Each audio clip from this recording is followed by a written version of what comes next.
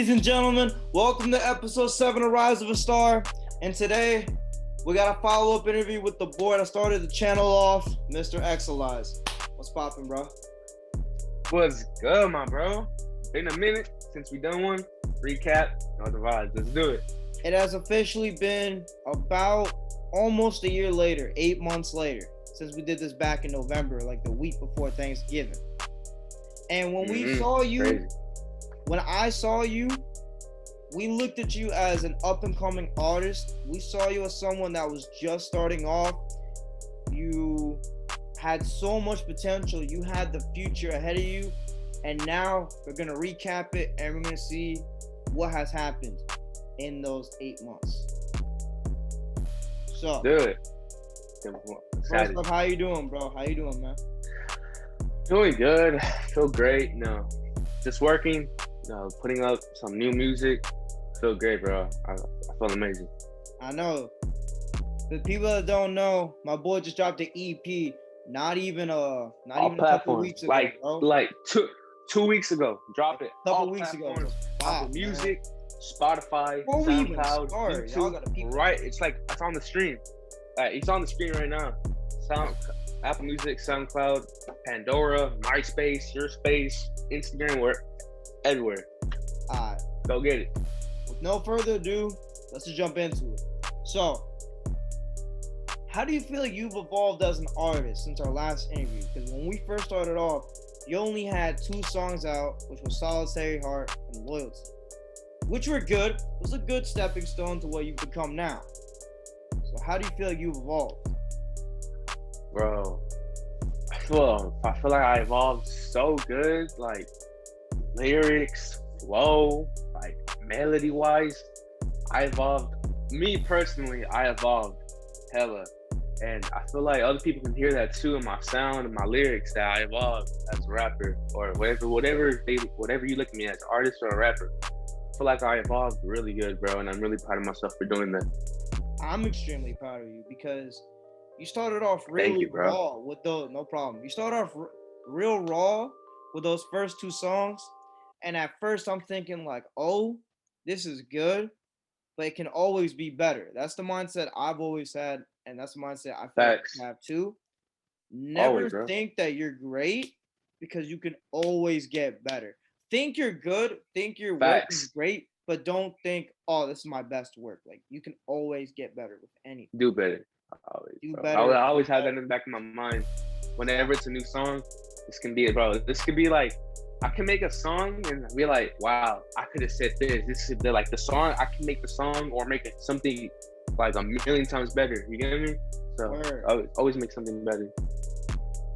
Now, this is kind of an idea. Do you think you would like to include melodies in your songs to kind of be mainstream and keep up with what mainstream rap is?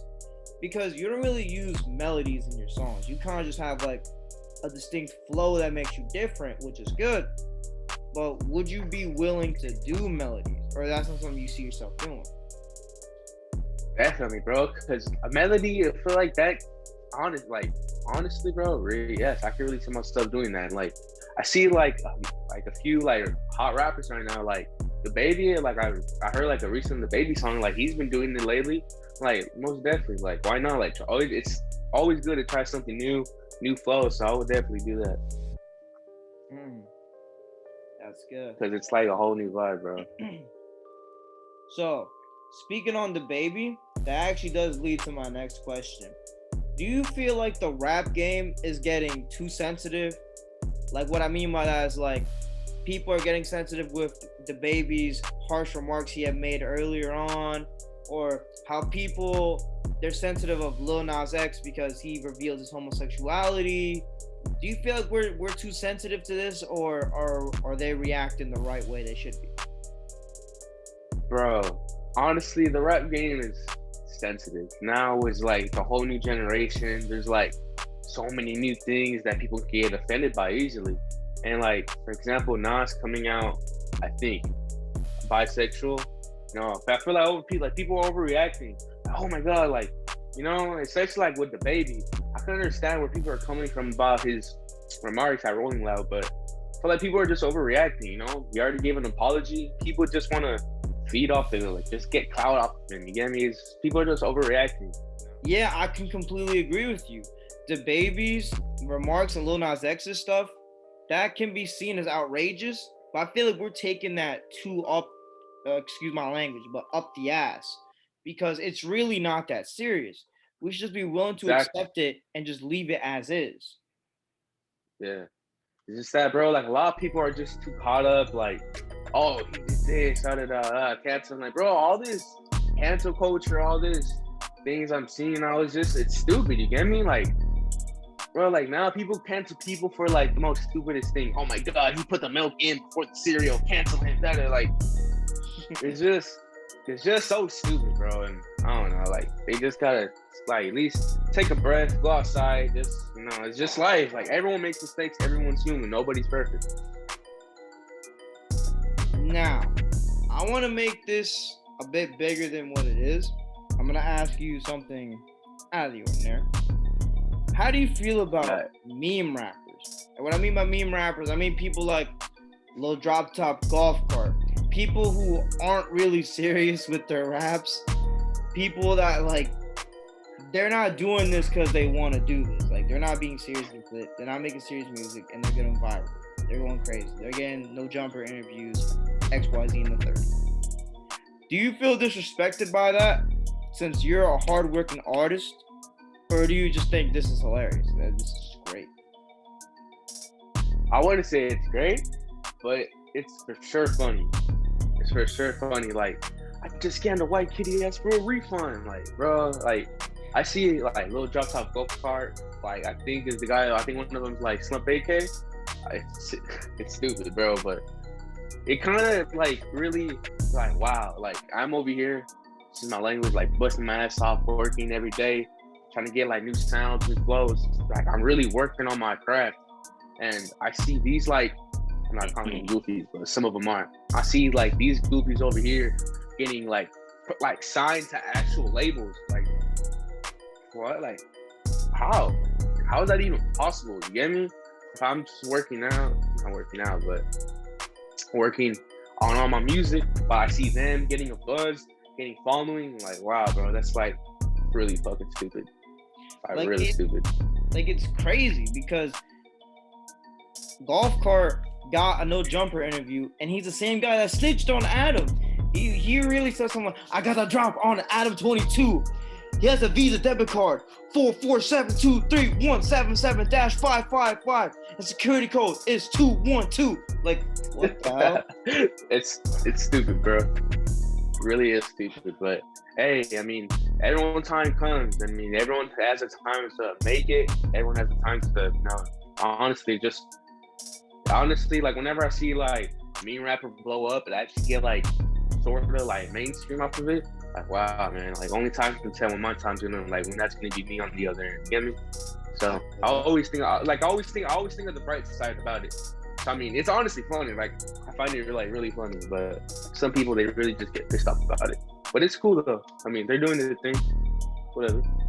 Alright, I'm gonna keep it on the same topic. Now, how do you feel about TikTokers becoming rappers? There are people on that app that don't even do it because they like doing it. They do it just for the fans, for the clout. And they get, like you said earlier, signed to labels. They get all this, and you're taking it seriously. No one's recognizing you. Bro, that is like a really good question, bro. Because I see a bunch of TikTokers becoming rappers, TikTokers becoming singers, and I always see, oh, I've always wanted, like their whole excuse is, oh, I've always wanted to do this all my life. I always had this as a dream. And honestly, I'm just going to use my voice for other people. Like, if that was really your dream, since like, because they say, oh, this has been my dream since a little girl, a little boy, then why didn't you start chasing it? You get me? When you were younger or before you had all this clout around your name, you get me? Like, let's say Dixie D'Amelio. Excuse me there. Like Dixie D'Amelio. Started making music, drops music. I'm not saying her music's bad, but it's pretty decent. But like for example, she said, I've always had a passion for music. But before you got famous, why didn't you start doing music before you got famous? You get me? And I know there's many like no hate at all. But Paradise, she's pretty cool. I've been seeing like some of her music. Her music's cool, but I like no hate towards her. I feel like she is like a really amazing artist. Now as I see her music coming out, but like, why didn't you just start making music before you kind of like blew up on TikTok? You get me? Like you can use TikTok to promote your music, to drop a new song, but it's just always that question in the back of my mind. Like, why didn't you start doing that before you kind of had like a little like fame? You get me? But no hate to all those artists. They're pretty cool. I fuck with them. But it's just weird. You get me? Like, I feel like I don't consider you like an actual rapper or artist. That just like why didn't you like do it from the start? You get me? But no hate to anyone I just mentioned. I really do fuck with them. They're cool in my book. That's respectable. I respect that. Now, I want to learn more about the guy behind the Exelise character. I'm gonna let out some personal information. I want to learn more about Robert. We want to learn about Robert. Right. So, number one, how does it feel to be a Hispanic artist in a predominantly African American industry? Because there's not that many great Latinos in this rap shit. The only great that we know is the reggaeton people like J Balvin, Bad Bunny, and we have like a couple rare occurrences of like mainstream rap. I'm gonna let you go ahead. Honestly, I feel like a lot of Mexican like artists in this rap game are really slept on, bro. Like for example, like Sue Generous, that's my boy. His music is for sure slept on, bro. I'm telling like his music is crazy. Like I'm telling you, just fucking great. And like OGZ, Baby Youngin, Cat G, and like I feel like the Mexican community in the rap game is really slept on. Like we don't get that full credit as African Americans. But I don't know, it's just that like a lot of Mexican artists real slept on, and I don't know, but we all come together as one at the end of the day. You get me? You know, African American and Mexican people all come together at the end of the day because we're all family. You get me? And like we all have the same goal at the end of the day, same thing we're trying to achieve, but at the end we're all family.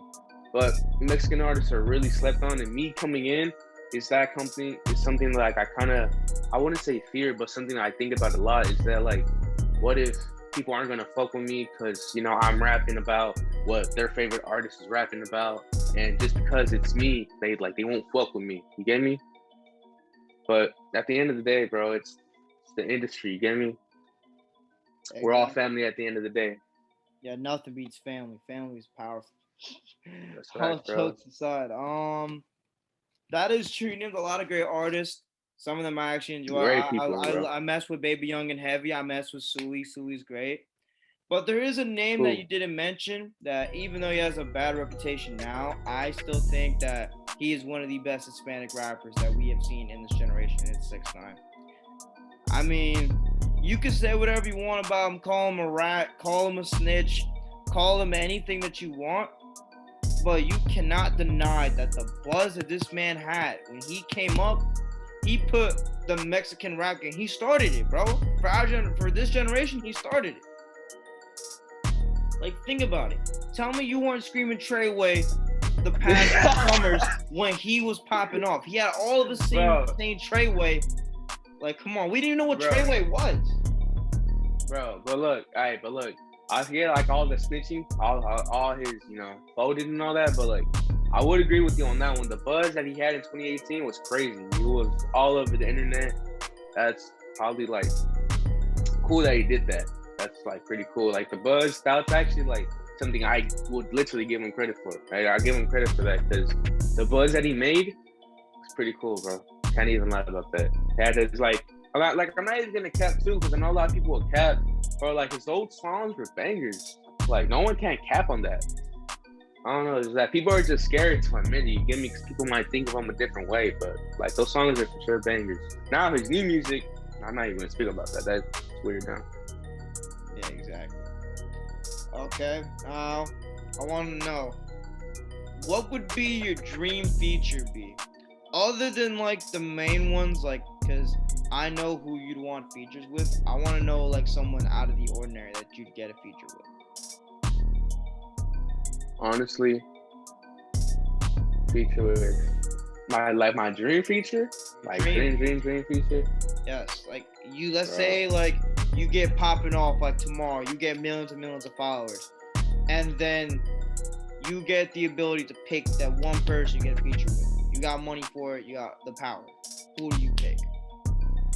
Honestly, realistically speaking, Drake. I would love to make a song with Drake. Because, bro, like, who doesn't like Drake, bro? His music is actually, out the roof, bro. His music's hard. For sure, like, my dream feature, Drake. 1,000,000%. And, like, I would love to collab with other artists, but Drake's number one. I'm actually shocked that you'd say that, but I'm not against it either. Like, legit, even if I know it would never happen, let's say the song flopped and was terrible, people will still remember that song because Drake is on it. Any song with Drake is an automatic banger. Like, look at Block Boy on Look Alive. No one has remembered Block Boy in years, but that song is still a banger. Song is a banger, especially Block Boy's part 2. I fuck with his part. You, I'm gonna get the money. It's crazy. That song is a classic, 1,000,000%. Yeah. Okay. Now, I'm gonna move on to a bit of the news perspective. Well, for people who are fans of this channel, most of us either like or somewhat like this rapper we all like called Skinny from the 9. We all enjoy him. We all love his music. And he's recently been on the news. What? Go ahead. That's bro. That's bro, yeah. He recently got on the news for, I'm going to talk about it in a bit. So he was recently in the news. Now, I'm going to ask you, how do you feel about him, number one, getting signed to SODMG, a.k.a. Soulja Boy's label? And number two, how do you feel about the scrapping that he had against YBN, Almighty J, that same week? Honestly, respect both of them. Real shit. Respect to both of them, like for both of them catching a fade, and them running the ones outside. Because nowadays, the way people solve beef is with violence and guns. Like, but honestly, respect to Skinny for sure, 1,000,000%. Respect to Jay. You know, put the guns down, do the ones. You know, I find it crazy that nowadays people just pull the trigger. But since they did the ones, I just gained a lot of respect for both of them. Because that's, like, nowadays, like, you don't see people like, yo, let's set up the boxing match. Let's set up the ones right now. Let's watch this shit. But I find that crazy respect for both of them. And for him signing to SOD, that's, honestly, I'm proud of him. Because after what I've seen, I've known Skinny since 2017. For him blowing up, I wouldn't say downfall, but blowing down in somewhat. Bro's gone through a lot, and that's respect for him getting signed, bro. Because I feel like he's a real slept-on artist too. Because his music's actually pretty good.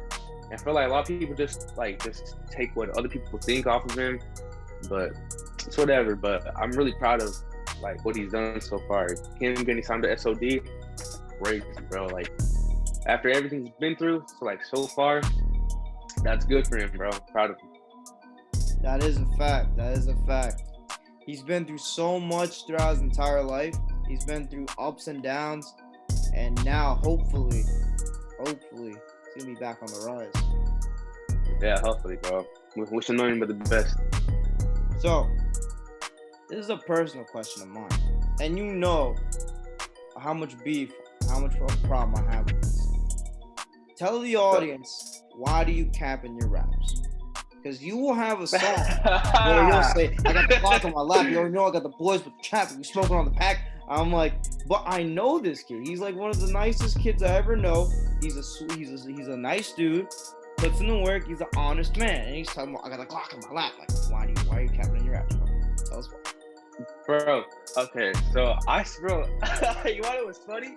I have had, like, I wouldn't say thugs, but I've had people DM me, like, fake accounts, man, saying, yo, stop capping your raps. You ain't about that life. Why you talking about that? You sip. You don't sip. Like, why you talking about pulling triggers? You don't pull triggers. Like, bro, it's funny, bro. Like, it's funny. It's so fun to make that type of music. And I know that there's people out there saying, oh, you shouldn't be making that type of music. You don't know the struggle like that. Like, okay. It's your opinion, bro. You don't know what I've gone through personally. But, you know, like, it's funny because, like, when you hear a hard beat, you want to talk about, like, oh, I'm pulling the trigger, I'm pulling the button, like you want to talk about that when you hear that type of beat, and it's just like real. It's fun and it's funny to make. So, I mean, capping my raps. I mean, people take it in a good way, people take it in a bad way. But bro, honestly, I'm just having fun at the end of the day. If you really think this person right here, me, when you're looking at me straight in the eyes, if you really think this person's really about to pull the trigger on you, I don't know, bro. Whatever, just think whatever you think, you know? And people have their own opinions. People, you know, think differently. All is different. So, I mean, but it's fun, though. I'm just having fun with this rap shit. I'm just messing with you, bro. It's all love. Like, I personally mess with it. I'm just doing that just to fuck with you. You know, we just messing with each other, bro. Nah, that's good, bro. I understand. All right. Speaking of that, I'm gonna mess with you again with this next question. I'm gonna hit you with a big one. So, what's up? Like I said in our first interview, you started off with the makeshift studio with the Apple headphones in your closet, just going off in there. Like you had the little mini headset, just like. Man, I'm like. But then you went from that to now you're in a professional studio, getting it mixed and mastered, and it sounds like professionally made. Do you see a difference in that, and how do you feel about going from that substantial change? Honestly, I feel like it doesn't say like any difference, to be honest. Quality definitely goes up.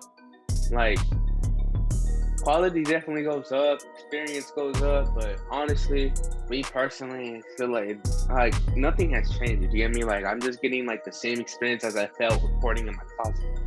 So maybe like nothing really changes, but I've learned a lot while being in a professional studio. You know, learning about the mixing, mastering process. You know, it's been crazy. And I've been like all my recent songs, I've been mixing and mastering them myself. So, you know, I'm getting something brand new into that. I'm learning, still learning. You know, learning what's new, what's hot. So, like as you see, it's on the screen. Like, what's that song? Lemon Pepper Freestyle. You know, I mixed that one. Personal favorite of mine. That's a personal favorite. Yeah, mix and master that one. The Freestyle Challenge by Sunday Pro Vegas. Mix and master that one. You know, all those were mastered. Block is a cool song. I dropped out on my birthday, bro. But all those songs were mixed by my boy Robbie.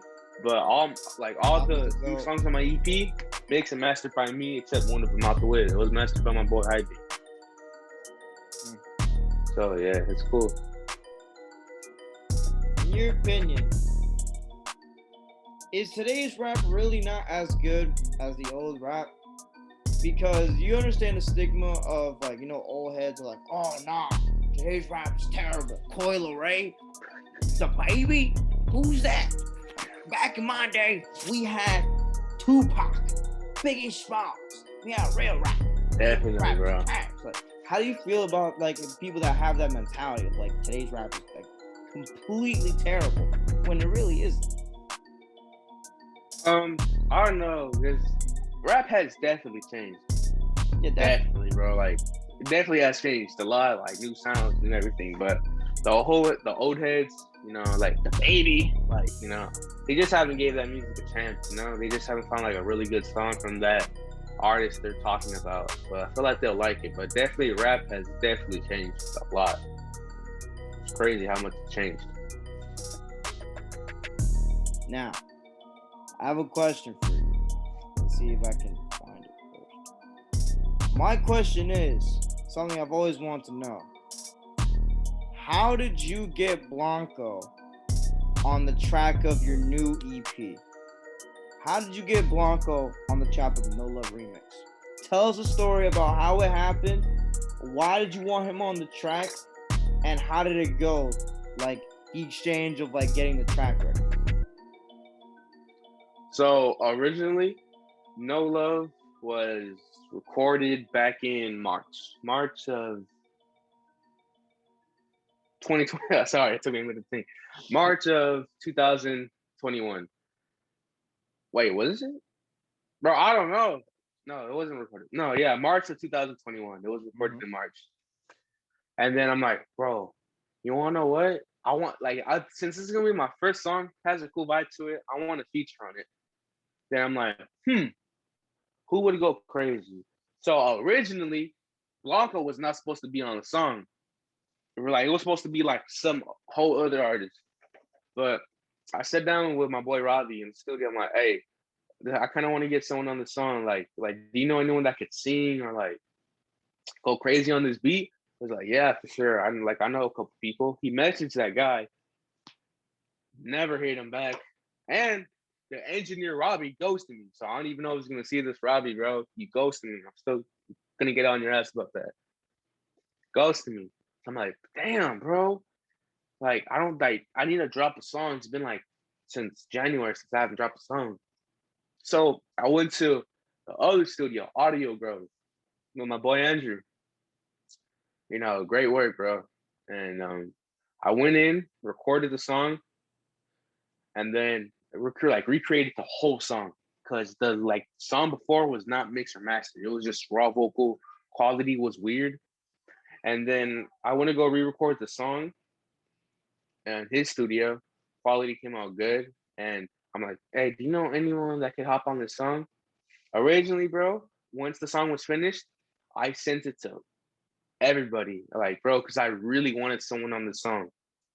And then I posted the snippet. I'm like, tag someone who you think will look good on the song or like that will go crazy on the song. Then Blanco got tagged. Like, bye Blanco, I bye Blanco. So people tagged him. And then let's see, I'm trying to think. And then I DM'd him, yo, bro, I just recorded the song and I really think you'll do good on it. The people want it. So like let's chop it up. And some things, you know, kind of went the opposite way. And then I feel like I don't know why I feel like, but a month or two later, once the song was already dropped, I added my own verse on it. Like a month or two later, Blanco hits me, a little issues, nothing too crazy. But I'm not gonna go into that.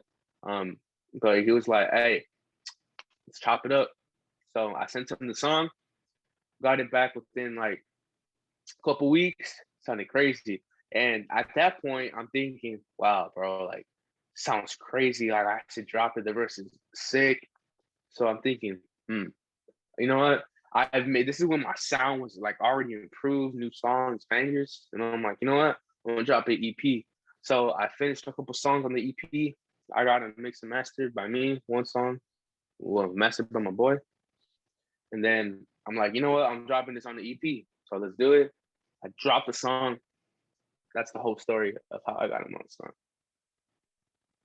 That's great. That's crazy. Blanco's actually one of my favorite. It's okay. Blanco's actually one of my favorite artists, and I actually, well, you know, I had him on the channel earlier, and to see two of the people that basically jump-started my channel get a song together, like I can't even explain. Like that's just it's great. Cool, bro. That's his music's fire too, man. Like he's one of my favorite artists too, bro. Like his music definitely slapper. And I like that. I would love to work with him again, bro. His vibe and music's crazy. I fuck with him a lot. And crazy thing is, when I interviewed him, I got him before he was popping off. Like he wasn't even like that big of an artist yet. And look at him now. He's like not skyrocketed, but he's like 5 times better than the man I interviewed last year. Like 5-10 times better. Facts. He's popping off. All right. So first off, it's a mini question. How long have you been rapping for the audience that doesn't know? Rapping. I've been rapping, and I remember this January. I started like rapping. And when I say January. rapping, I'm sorry, but when I say rapping, Like, I don't mean like just rapping in like your car or rapping in like the bathroom when you're taking a shower. Just like, no, I'm talking about like you're producing music. You're putting music out. putting music out, like officially putting music out. Officially putting out music, like you put it on there and you kept it there, not like put it on for a couple weeks. Oh, this is bad. I took it away. No, like originally it was July, and you remember the song. I know you remember the song regularly. July 2019. That's when I was putting out music, but like, you know, take that down. But officially setting everything down, September 2020. But writing music, bro, I was writing music January. It's like early January 2019. I was writing music. So, like, I think that's like 2 years. So let's just say a couple years to 3 years now. Let's just say that for now. So, in that time you've been rapping now, do you see yourself doing this as a full-time job? Definitely. I definitely see it. Like, it's how do you even find this like music, like this rapping as a job? It's like I have so much fun with it and I love it so much that it doesn't even feel like a job. You get me? You're like when you love something so much and you know like you're dedicated to it, work doesn't feel like work. You get me? So like this music does not feel like a job, and I would definitely love to do this with my life. I love it so much. That's great to hear. That's great to hear. And now, lastly, I'm going to cap this off. We're going to wrap it up with this final question. And this is something that I'm pretty sure I'm probably the only one that's curious about. Your marketing strategy. You have one of the most creative strategies when it comes to creative marketing. Like, you know what the audience wants to see when it comes to promoting your music. And I want to know what comes into that thick skull of yours when it comes to getting these ideas. How do you get this idea of like, yo, I'm gonna go box this bag to show off like what my EP is gonna look like in like a week or two, like, and I'm a part of this. I was a part of this. I want to know, how do you do it? With that video. Sad, bro. It's like, because, okay, you have to think, I wouldn't say outside the box, but it should be obvious. People don't want to see something boring. Like, you get me? Like, they don't want to see, like, a guy just sitting down here on a chair and be like, oh, hey, guys, well, I have my album dropping within, like, 2 weeks, so go get it. People don't want to see nothing boring, bro. They want to see something entertaining. Like, me, when I was punching that bag, I'm like, what's good, everybody? My EP dropping in 2 weeks. You're gonna go get that. If not, this is goodbye to be you if you don't go stream it. I'm over here punching the bag, bro. Like, people want to see something creative, bro. And especially that other video with you walking in, streaming the song. Yo, bro, this is a new up and coming rapper, Exelise, da da da da. Like, you gotta think what people are gonna want to see. You get me? Like, just do something entertaining. Like, example, jumping off a brick wall. Well, it's a little bit too weird, but jumping off a bridge into the water. Yo, a song going crazy, da da da. Go stream it, jump off the bridge into the water. Like, you see me? It's like that. You just gotta think outside the box, bro, because people want to see something entertaining, not something boring. Crazy thing is, I did the same thing too. When I was just starting up my YouTube channel, the person you see in the video right now is my nephew. This is like, we did this little skit for my boy right here. Shout out, bro. Shout out, bro. Angel, man. Angel, if you're watching this, you're a GOAT. You're the best nephew uncle can have, and me and Exelise, we fucked with you heavy. We love you and we appreciate you for what you've done for us, bro. Both of us. Going back to what I'm saying, like, bro, I took some of your advice. I legit used him as like a hostage. I had like a freaking Xbox controller, and I'm like, yo, bro, peep the new Exelise interview, bro. Peep the Exelise interview, bro. I got the extendo waiting, bro. But got the clip waiting. Like, it's weird. It's not conventional. It's not something normal that you see, but it's enough to get the people's attention. Like, people do this. Look at Lil Nas X. with these TikToks of him just like crying and things just like bumping out, just vibing out. It's weird, but people don't want to see normal stuff. It's just like you said, people want to see something outside the box. Like for example, like my boy Cole Knights. Every team, whenever he's about to drop a song or anything, shout out Cole Knights. Great music, great artist. He does something creative, you know? Like, he films funny promo videos. Like, hey, I got my song dropping, go pre-save it, da. See, like, that's where I kind of get my inspiration from when I'm doing, like, promos. Because I ask him, yo, bro, like, what could I do to, you know, like, put the song out? Like, how do I promote? He's like, hey, like, I can get, like, just do this or do that. Like, do something that's going to catch the audience's attention. So do something funny. I mean, the first impression is the best impression. So that's right. Now, before we end this off and officially conclude the second interview, what plans does Exelise have for the future going into the end of 2021? Are we going to expect any music, or are you just going to just save it until the new year? Until 2022? Definitely, bro. I just dropped the EP 2 days ago. No, not 2 days ago. 2 weeks ago. No, I'm sorry. I just dropped the EP. Drop the EP 2 weeks ago. Yes. 2 weeks ago. My bad. I said 2 weeks ago. This is some of my best work I put out. As you can see, best work I put out. And I love it. Like Lifestyle, Space Love, Out the Whip, No Love. This is some of my best music so far. And what I mean by like this, I've made better songs than the songs on the EP. So now I've made better songs than what's on that EP. So you haven't heard my full music. And I got a lot of music coming. I wanna say collab, but I just wanna push my music out. So expect a lot from me coming. And then 2022, hopefully I could, you know, go crazy, you know, get like more following so people can hear my music, bro. Because I'm not doing this for the fame, I'm not doing this for the money. I'm just doing this for the family, you get me? So we can all chill. I could take over, do this for the fam, bro. I couldn't have said better myself.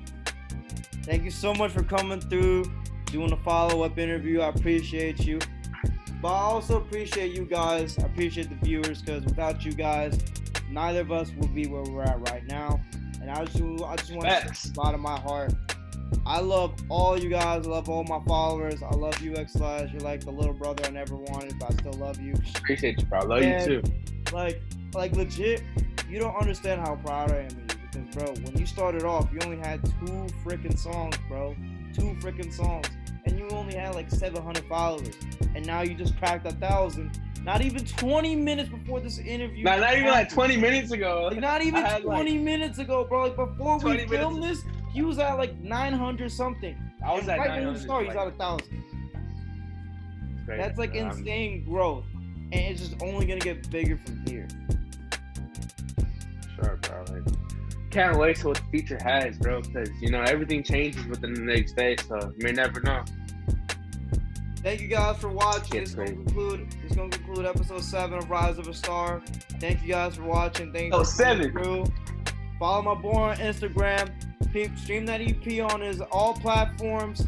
YouTube, MySpace, Facebook, Your Space, YouTube, Tinder. Peep the YouTube too, bro. It's going to go crazy. I'm going to catch all y'all in the next video, guys. I love you. Later. See you around.